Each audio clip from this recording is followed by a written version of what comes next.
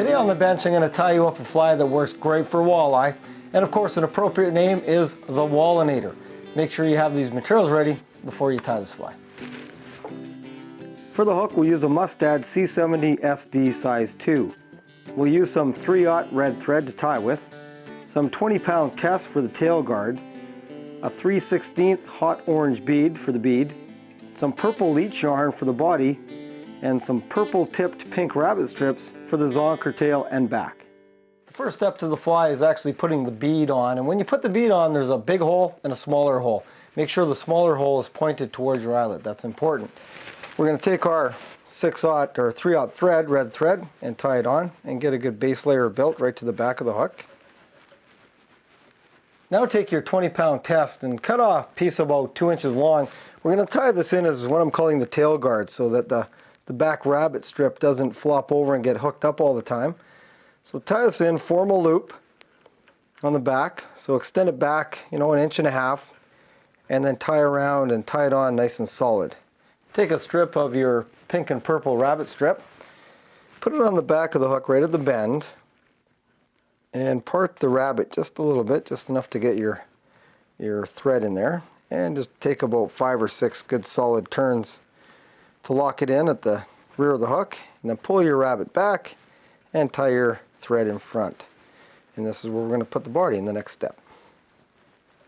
Take a long strand of your leech yarn, and you want quite a long strand because you're going to wrap this over a couple times. You want a fairly, not a thick body, but just a couple of wraps of this yarn because we want it fairly bushy. So we'll tie it in at the rear of the hook.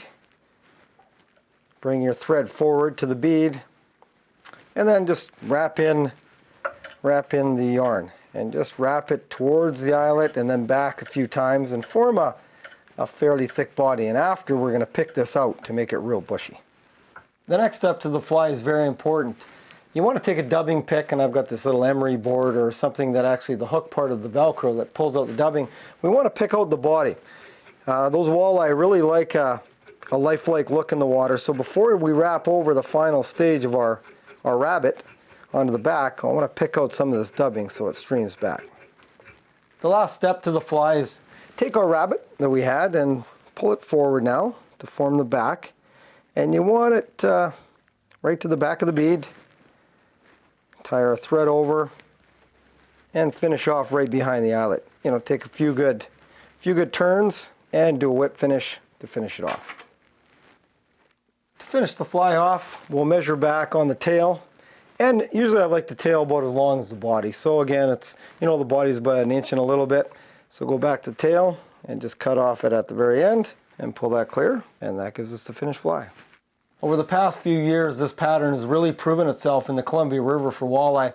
So give it a shot in your area, and definitely send us an email at sfotf.ca to let us know how you make out with this fly.